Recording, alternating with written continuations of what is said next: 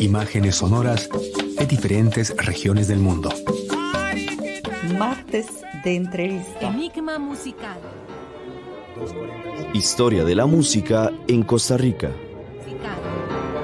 245. Un espacio donde las efemérides se convierten en sonidos musicales. Acompáñenos todos los martes, miércoles y jueves a las 2:45. Buenas tardes, estimados radioescuchas. Les saluda Caterina Chatzky. Estamos en el programa 245 dedicado a las efemérides, músicos, artistas y acontecimientos de cada día. Son las 2:46 de la tarde en el estudio de Radio Universidad. Hoy es 2 de mayo del año 2023, lógicamente. Todavía no hemos cambiado el año. Pero bien, estamos en Facebook Live, Radio Universidad de Costa Rica, también en YouTube, Radio Emisoras, UCR, y bueno, en nuestro dial 96.7. En la cabina me acompaña Víctor Salazar y hoy me gustaría presentar nuestro invitado, porque martes de entrevista. Fíjense que el 21 de marzo de este año, el Ministerio de Cultura y Juventud reveló los galardonados con Premios Nacionales de Cultura 2022. En el apartado Premio Nacional de Música Carlos Enrique Vargas, se dice que en la categoría de composición se otorga al compositor nacional Carlos Escalante Macaya, considerando que es una obra muy bien lograda con una adecuada instrumentación. Hay gran coherencia en el discurso musical. Su manejo del timbre y de textura proporcionan un color que denota con claridad el estilo musical de cine negro sobre el cual se inspiró. Es además una obra bien equilibrada y compleja que presenta elementos contrastantes que capturan la atención del oyente. Esto fue precisamente lo que escribió Jurado en el Premio Nacional de Música Carlos Enrique Vargas en la categoría de composición. Y precisamente me gustaría invitar a Carlos Escalante Macaya, el Premio Nacional de Música, felicitándolo primeramente y dando la bienvenida. Bienvenido, Carlos. Muchas gracias, Caterina. Gracias por la oportunidad de hablar contigo y hablar con los radioescuchas, y muchas gracias por la felicitación. Así, no, de verdad es para nosotros un honor. Poco a poco estamos invitando a todos los galardonados en Premio de Cultura. Ahora sí, Carlos, yo estaba leyendo para nuestros radioescuchas, precisamente, es una obra muy bien lograda, pero ¿cuál obra será? ¿Nos puede contar? Bueno, el premio me fue otorgado por una obra en particular que fue estrenada el año pasado. Fue una obra comisionada por la Orquesta Sinfónica de la Universidad de Costa Rica para ser dirigida por el maestro Alejandro Gutiérrez, que fue de las personas que movió el proyecto para que se me comisionara esa obra. La pieza se llama Obscur. Tiene como subtítulo una sinfonía film noir, ya que está de cierta manera basada en las películas del cine negro. Yo durante muchos años he escrito música para teatro y música para danza y algo de música para cine también, ¿verdad? Pero sobre todo he escrito mucha música para teatro, lo que a lo largo de los años me ha hecho muy difícil, digamos, escribir música si no tengo algún argumento que contar o si no tengo, digamos, alguna estética que seguir, como cuando estoy trabajando en teatro. Entonces me he dado cuenta que me ayuda mucho a la hora de componer una obra, pues tratar de, digamos, de basarla en algún género literario o en alguna obra literaria o en algún género de películas, ¿verdad? O algo que me ayude, digamos, a crear en mi cabeza algún tipo de estética que pueda desarrollar en una obra más larga. Carlos, precisamente, usted ya dijo aquí estética film noir. ¿Es estética, digamos, de estos 2, 3 décadas de film noir o es alguna película específica? Bueno, mi intención nunca fue copiar la música de las películas del cine negro, aunque algunas de las bandas sonoras de estas películas son verdaderamente extraordinarias, escritas por muy buenos compositores. Mi intención no fue copiar la música, sino fue copiar un poco las historias y los personajes, de manera que yo pudiera construir una sinfonía, digamos, cargada de todos los elementos que caracterizan el film noir, como los personajes ambivalentes, ¿verdad? Los detectives de dudosa moral, las femme fatale que aparecen siempre en las películas del film noir, las persecuciones en auto, aunque suene raro, hay todo un fragmento de la sinfonía que es una persecución en auto. Y toda la intriga y el misterio, ¿verdad?, que envuelven estas películas, ¿verdad? Y eso me ayudó, digamos, a ir hilando las ideas, ¿verdad? Y también a darle unidad a episodios de la sinfonía que eran muy contrastantes y que eran muy diferentes entre sí, ¿verdad? Toda la idea de la estética del film noir le da una unidad particular a toda la obra, aunque las secciones sean muy contrastantes. Carlos, que nosotros vamos a escuchar al final de esta entrevista precisamente la obra que fue estrenada por la Orquesta Sinfónica de la Universidad de Costa Rica. ¿Y usted cree que nos puede explicar dónde pueden aparecer algunos personajes? Por ejemplo, esa, la mujer fatal, por lo menos en qué sección aparecerá o no. Sí te podría decir exactamente en qué sección de la partitura, pero en este momento no te puedo decir a cuántos minutos del inicio aparecería, ¿verdad? Pero también me gusta que sea el público, digamos, el que identifique esos elementos y los sitúe donde cada quien cree escucharlos, ¿verdad? Más que yo establecer, digamos, leitmotivs conectados a movimientos en particular. La pieza tiene, a grosso modo, la estructura de una sinfonía, pero traté de no dividirla en movimientos, sino que fuera un continuo de 25, 20, creo que son 28 minutos, donde pasara por diferentes situaciones, donde aparecieran diferentes personajes, ¿verdad? Pero lo dejo totalmente al público, ¿verdad? El crear sus imágenes mentales y reconocer los personajes que el mismo público quiere reconocer, ¿verdad? Más allá de lo que de mi intención específica, ¿verdad? Muy bien, y yo les advierto a nuestros radioescuchas que sí vamos a escuchar en este programa, pero más adelante. ¿Y por qué ustedes preguntarían por qué no vamos a escuchar en este momento? Porque Carlos ya nos acaba de contar la historia, ya les voy a decir por qué. De hecho, nuestro programa se llama Presentación del disco Música para Piano, volumen 1 de Carlos Escalante, con diferente participación de los pianistas y las pianistas costarricenses. De hecho, Carlos, tal vez como para hacer punto y coma, vamos a escuchar un nocturno número 4 en la interpretación de Kevin Sequeira, que forma parte de este disco. Víctor, por favor.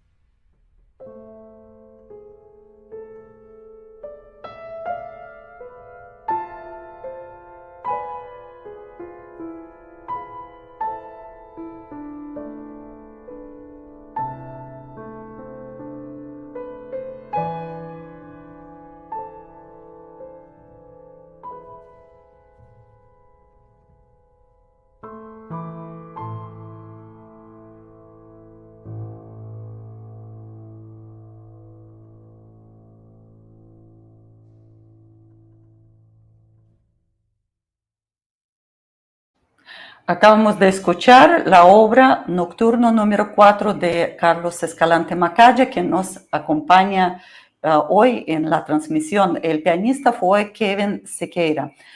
Carlos, precisamente es una de las obras que forma parte del disco Música para Piano Volumen 1.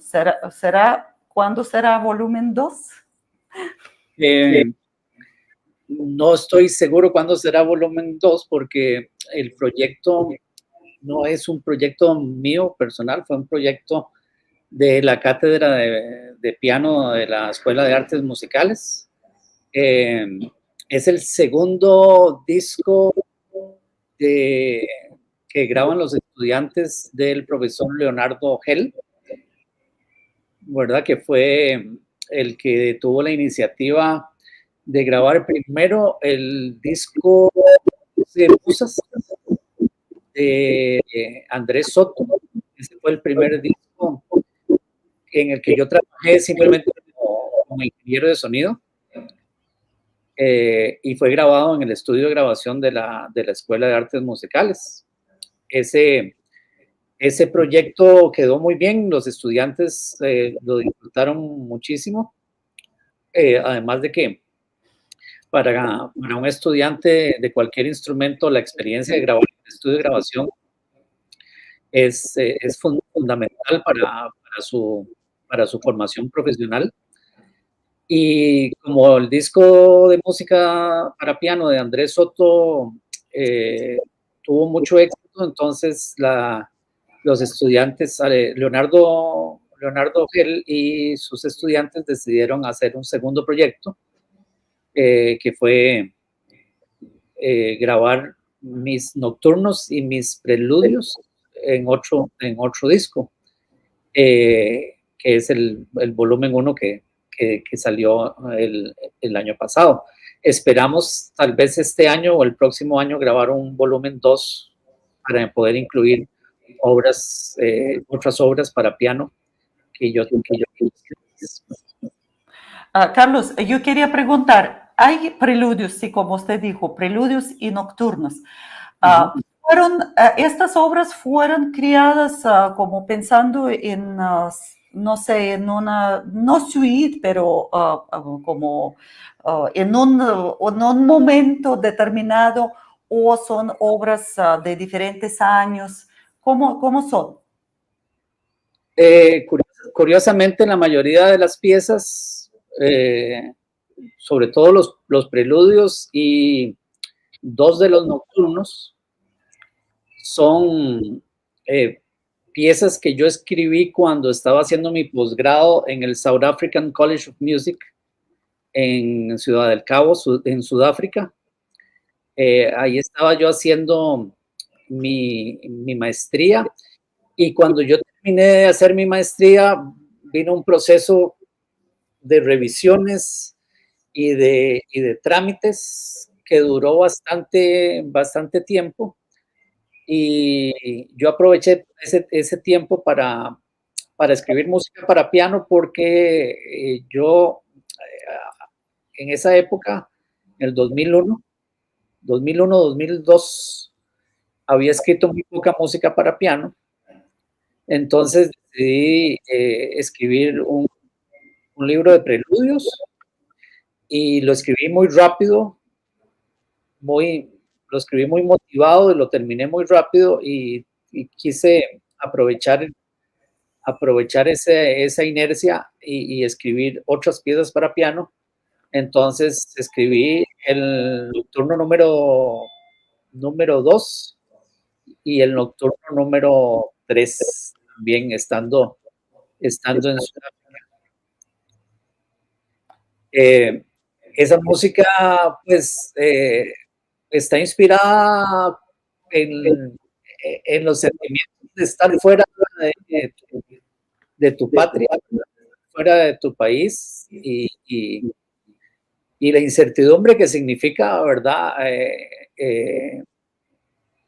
Y empezar a planear el regreso a Costa Rica, ¿verdad?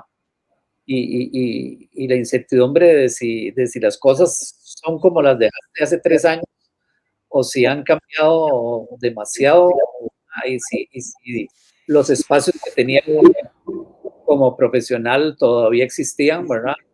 O todavía iban a estar ahí cuando yo regresara a Costa Rica. Entonces, todos los nocturnos están un poco llenos de esa incertidumbre.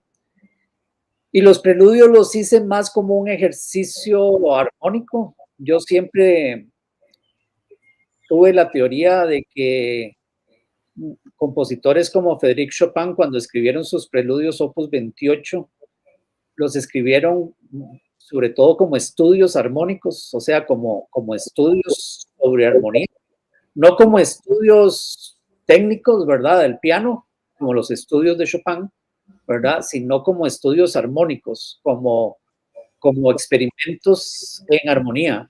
Y el libro de Preludios míos es básicamente una colección de experimentos armónicos.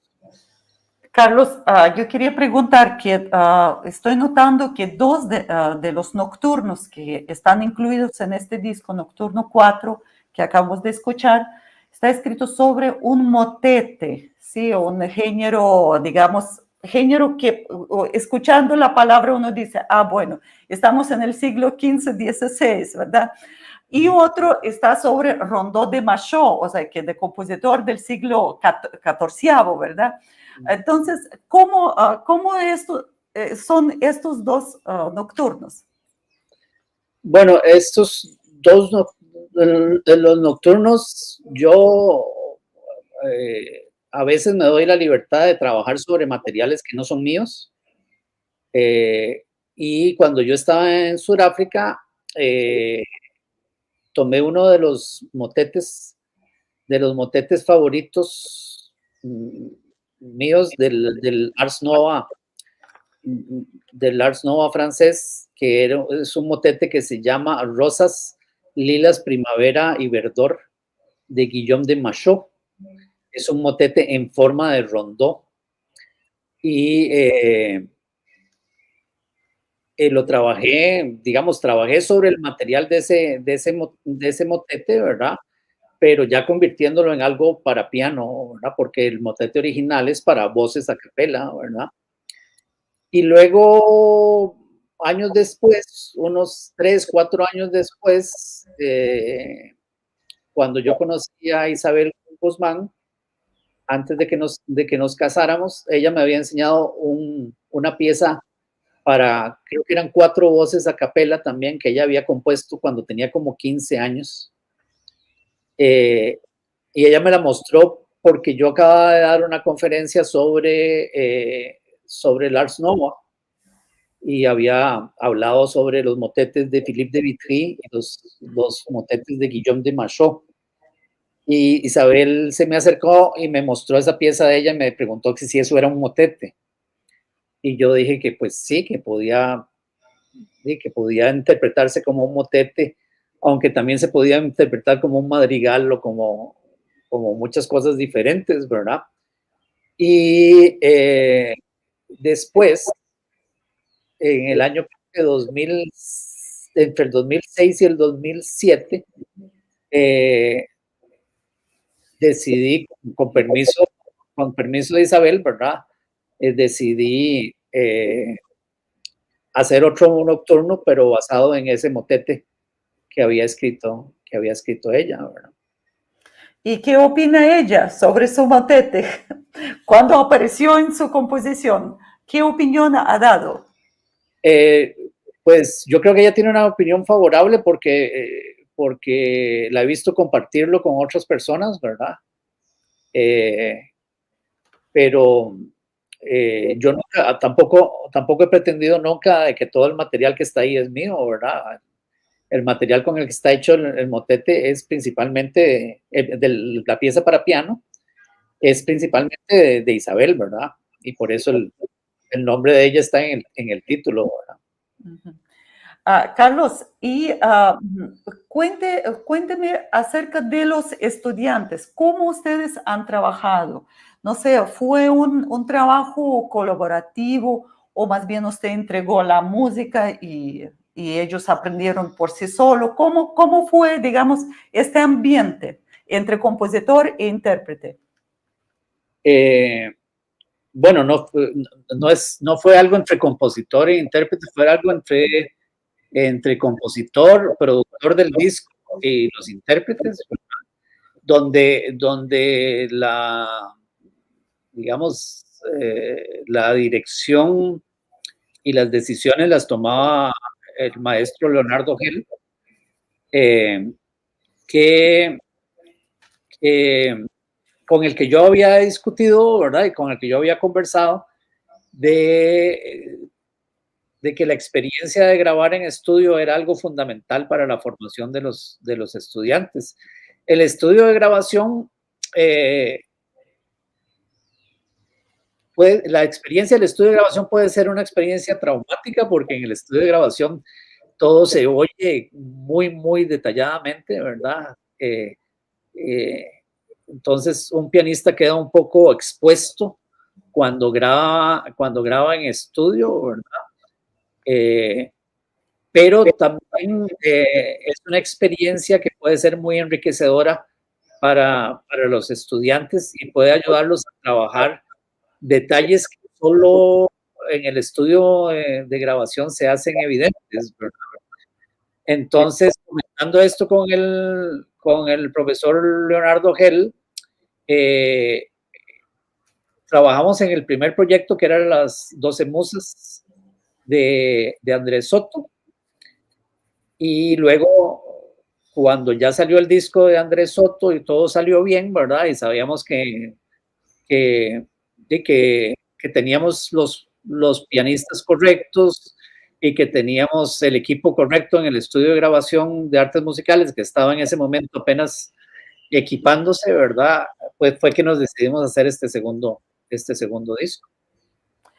Carlos, usted en este disco aparece entonces como compositor y como editor o sonidista, o bueno, como quien recoge el sonido, ¿verdad? Quien graba el sonido, ¿cierto? El productor es Leo Gel, como yo entiendo. Es correcto. Cuéntame, digamos, usted en esta función, escuchando aquí Renzo Renzoli nos dice, no es excelente músico, es excelentísimo músico. Don Renzo, saludos a la distancia, nos está acompañando, imagino, desde Miami. Muchas gracias. Un saludo para mi gran amigo Renzo Renzoli, de quien yo aprendí muchas cosas que ahora estoy aplicando como ingeniero de sonido. Muy bien, entonces cuéntenos precisamente de esta función. Usted como compositor está escuchando sus obras, pero con otro enfoque. Cuéntenos acerca de esta experiencia.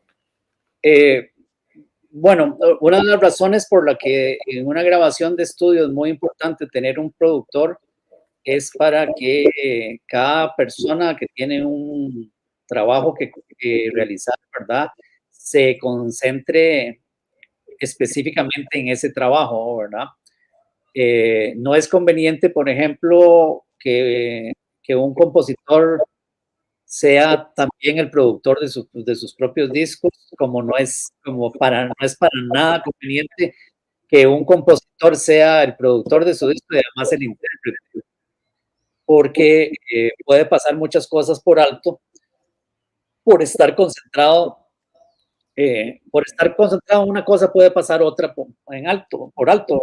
Entonces, yo traté de que en lo que tenía que ver con la grabación y con lo que tenía que ver con la interpretación de los pianistas, quedara bajo la supervisión de Leonardo.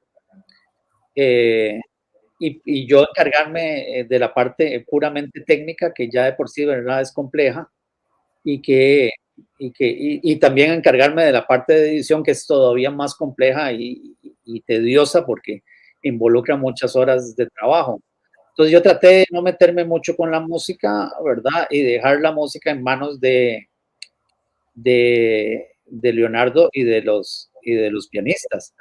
Pero al fin y al cabo yo soy el compositor, ¿verdad? Y los pianistas recurrían a mí para hacerme preguntas y para discutir cosas. Y fue un proceso bastante bien estructurado, Meses antes de la grabación, los pianistas tenían la música, la estudiaron, la revisaron con sus profesores, después me la hicieron escuchar, ¿verdad? Yo les hice recomendaciones. Después de esas recomendaciones, ellos se grabaron ellos mismos y me enviaban las grabaciones a mí para que yo les hiciera correcciones, ¿verdad? Y luego cuando llegó la fecha de grabación, ¿verdad? Cuando llegó las fechas de grabación en el estudio, pues ya había pasado un proceso, digamos, de depuración de las piezas y de las interpretaciones, ¿verdad? Carlos, entonces, como para resumir, porque ya vamos a terminar el programa, aunque vamos a escuchar la sinfonía suya, ¿verdad? Obscur, una sinfonía de film noir. Pero yo quiero hacer dos preguntas. Estamos hablando del disco Música para Piano, volumen 1. ¿Qué quedó guardado para volumen 2? ¿Qué piezas? ¿Ya hay piezas para volumen 2 suyas? Cuéntenos precisamente, digamos, para el futuro, ¿qué vamos a esperar? Quedaron muchas piezas para el volumen 2, ¿verdad? El volumen 1 está hecho de piezas escritas entre el 2001 y el 2006. Y sin embargo, no tiene todas las piezas que yo escribí, por ejemplo, estando en Sudáfrica. Falta la sonata para piano, que fue parte de mi proyecto de maestría, también en Sudáfrica. La sonata para piano es una pieza muy larga, es una pieza de casi 40 minutos, 4 movimientos, y sabíamos que iba a ser un trabajo bastante duro grabarla, entonces decidimos dejarla para el volumen 2. También para el volumen 2 están algunas piezas recientes como El sueño de la razón, que fue comisionada por el ensamble ECO y que ya se grabó, la grabó Tracy Barquero. También están las variaciones sobre el tema de Romeo y Julieta, que son unas variaciones para piano que yo hice sobre el tema de el Romeo y Julieta que yo escribí para la Compañía Nacional de Danza. También están algunas piezas para piano que pertenecen a obras de teatro y algunas poquitas piezas, la acuarela, por ejemplo, que fue una pieza que yo escribí cuando era estudiante en artes musicales, por ahí de 1991, creo. Y también 2 piezas para la mano izquierda. Creo que todo eso iría en el volumen 2. Creo que con el volumen 2 ya quedaría completo todo lo que he escrito para piano. Excelente, excelente. Vamos a esperar, pues, Música para Piano, volumen 2 de Carlos Escalante Macaya, quien nos acompaña hoy. Y, Carlos, tal vez la última pregunta, ¿dónde podemos encontrar el disco? ¿Dónde podemos escuchar? ¿Es el disco o es un álbum? El disco es un álbum que tiene 10 piezas, que tiene 7 preludios y 3 nocturnos. Está en la mayoría de las plataformas de streaming. No existe en físico, no es un disco que puedan comprar en las tiendas, pero sí es un disco que se puede descargar y que se puede escuchar en Spotify, en YouTube y en otras plataformas más que en este momento no lo recuerdo, pero que son un montón. Perfecto, Carlos, de verdad muchísimas gracias y felicidades a todos los participantes y bueno, al compositor, quien este año es galardonado por el Premio Nacional en Música, en Composición. Felicidades, Carlos. Ahora sí, vamos a terminar el programa escuchando una sinfonía de film noir, Obscur. Cuéntenos nuevamente quién lo va a interpretar para ya sentarnos a escucharla. Esta esta grabación es una grabación en vivo, ¿verdad? No es una grabación en estudio, fue grabada en el estreno de la obra en el aula magna de la ciudad de investigación y está interpretada por la Orquesta Sinfónica de la Universidad de Costa Rica bajo la dirección del maestro Alejandro Gutiérrez. Perfecto. Entonces, terminando nuestra entrevista, yo agradezco mucho su tiempo y su presencia en nuestro programa. No sé, tal vez últimas palabras para nuestros radioescuchas. Mis últimas palabras son para agradecerle a usted y a la radio, ¿verdad? Por el espacio y por la difusión que ustedes hacen de no solo de la música mía, sino de la música de todos los compositores costarricenses. Por lo cual estamos todos muy agradecidos, los que estamos vivos y los que están muertos también estamos muy agradecidos. Bueno, no, muchas gracias. De verdad, para nosotros es un material valioso para poder promocionar y seguir vivos, ¿verdad? Eso sí. Bien, entonces nuevamente vamos a mis agradecimientos. También agradezco a Víctor Salazar en la cabina y vamos a escuchar en este momento, no solo escuchar, también ver, con permiso de Carlos, la sinfonía, una sinfonía film noir obscur de Carlos Escalante Macaya en una interpretación de la Orquesta Sinfónica de la Universidad de Costa Rica bajo la dirección de Alejandro Gutiérrez. Gracias, Carlos. Con mucho gusto.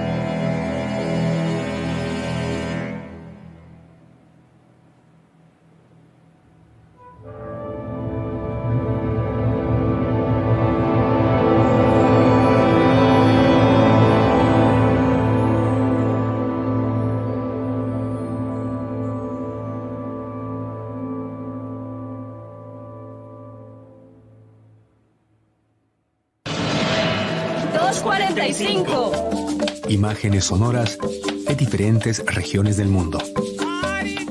Martes de entrevista. Enigma musical. Historia de la música en Costa Rica.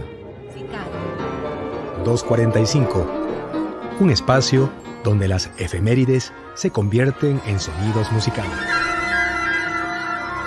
Acompáñenos todos los martes, miércoles y jueves a las 2:45.